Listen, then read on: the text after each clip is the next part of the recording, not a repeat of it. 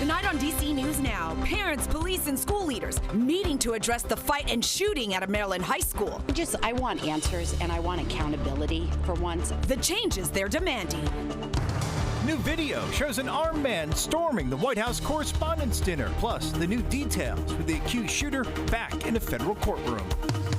We're in for a cool down overnight tonight. Chilly to start off your Friday morning, but then we bounce back later in the day with a chance for a few rain showers. More on that coming up. Gas prices hitting a 4-year high. I can fill up within $34 or $40, but now it goes to $60. You know, you have to plan your trips in a more strategic way. Drivers gasping at the pump. You're watching the station covering all of the DMV. This is DC News Now. Hi, everyone. Thank you so much for joining us for DC News Now at 9. I'm Susan Tran. And I'm Chris Flanagan. A 19-year-old Silver Spring man charged for a fight and shooting in the Blake High School parking lot.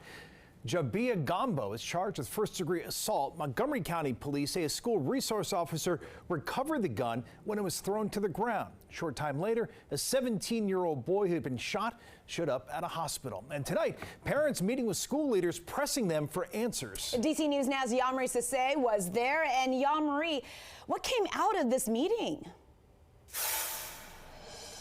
Yeah, well, parents had a lot of questions. They really wanted to know more details about what happened in regards to the shooting. They also wanted to know why it took so long for the school to notify families about what was happening, and then also what the next steps are to make sure that their students are safe right here when they come to school every day. Now, overall, the MCPS did acknowledge that they did some good things, but there always is room for improvement. Now, they also say that new safety measures have already been implemented right here at Blake High School starting today. Now, students will have to eat lunch inside. Food deliveries like DoorDash and Uber Eats are no longer allowed, and there will be more staff visible throughout the school, especially during lunchtime. Now, many parents had their questions answered, but they do say better communication is needed and more can be done to ensure students are safe, especially with this being the second MCPS school shooting this year.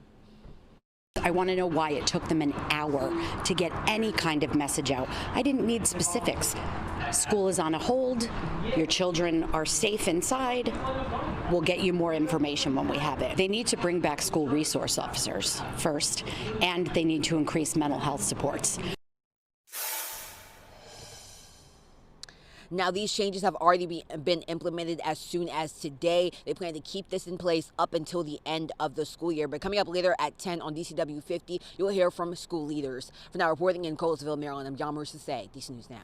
Looking forward to that, Yamri. Thank you. Over in Charles County, 2 guns in 2 days discovered at St. Charles High. School leaders say they found the gun in a student's locker. They sent kids home just after 10 this morning and canceled all after-school activities. It's just really shocking that 2 days in a row, guns were found at the school. And it's really sad because my son is zoned to the school. It's just really frightening. He's 13 years old.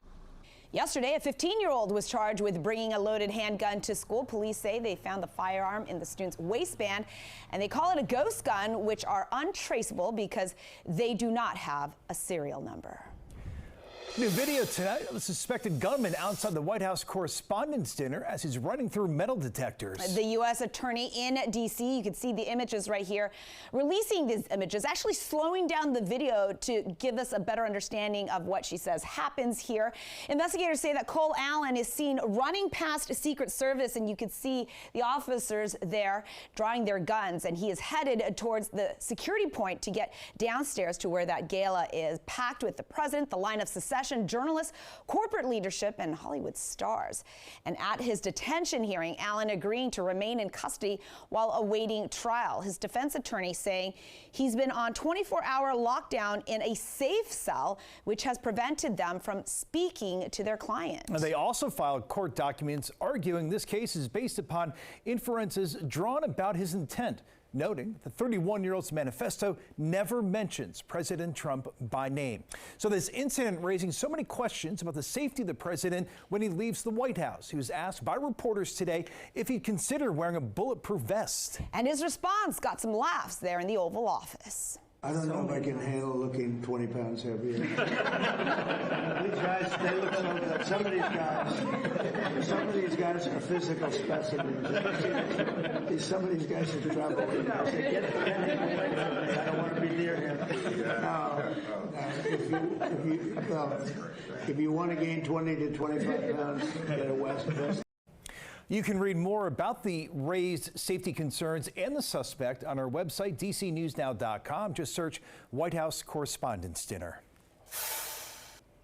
All right, we are also getting a look at some new numbers showing a 13% increase in arrests in the district from 2024 to last year. It is considered a substantial increase that lines up with President Trump's surge of federal agents that he called in for his crackdown on crime. And DC News Now's Daniel Hamburg has been digging into the data. Daniel, so did all those arrests turn into charges being filed?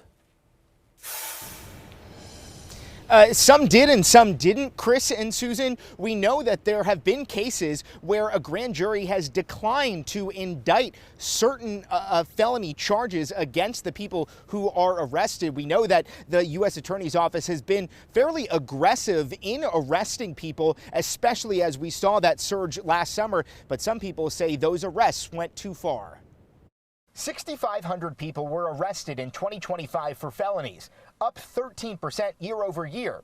It's the greatest number of arrests observed since the D.C. Sentencing Commission began reporting on arrest trends in 2018. When you flood neighborhoods with law enforcement, what do we expect? We expect arrests to go up, but that's not necessarily a measure of safety. Of the 6,500 arrests, more than 5,400 cases were filed. Some were dismissed. The sandwich guy is exactly who I thought of when I saw this report, because he was initially charged with a felony.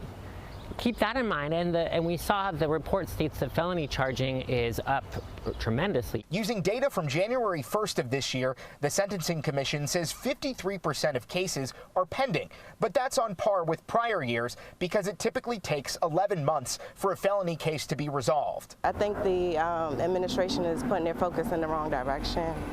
A lot of families are being affected by it. I work at a school. A lot of students are losing their parents and they're not getting an education. As for those convicted of crimes, 93.5% of all sentences imposed were in the range of the guidelines. Some want tougher penalties. I believe some of the laws are so old that they don't do justice for the times of 2026. Some of the juveniles that are being arrested are getting out, and they know that. That's why they reoccur. We did reach out to the U.S. Attorney's Office for comment, but have not heard back. We're live in Northwest. Daniel Hamburg, DC News Now. All right, Daniel, that update. Thanks. Let's get a update on the forecast now with Chief Meteorologist Jackie Lair. All right, Jackie, beautiful outside, but still just cooler as we're heading into the first day of May. Yeah, May tomorrow is still going to be on the cooler side as well. So it's going to be a colder start out there, tomorrow morning. Make sure that you do have that heavier jacket. Out there right now, those temperatures are dropping as we speak. Currently 56 right now in D.C., but likely feels a little bit cooler than that when you factor in still that breeze that we're dealing with. We're already into the upper 40s up towards the north, towards Hagerstown, middle 40s, Winchester, seeing those 40s even back out towards Cumberland and Kaiser. Now here's a view of that wind right now. These numbers continue to wind down. We'll eventually see calmer conditions overnight tonight, but also under mainly clear skies will allow for temperatures to drop to these numbers. This is what we're likely starting off with early tomorrow morning. Middle 40s in D.C., but farther out towards the west, upper 30s along and west of the I-81 corridor, even down towards Culpeper could start off right around 39 degrees. Back out towards western Maryland and also parts of West Virginia, where that growing season does begin tomorrow. That is why there is that frost advisory out that way. That goes into effect at midnight, and that will hold till 8 o'clock in the morning tomorrow. So as we look ahead towards the weekend, though, still a bit on the cooler side. So I'll have more details on that when we finally warm things up coming up.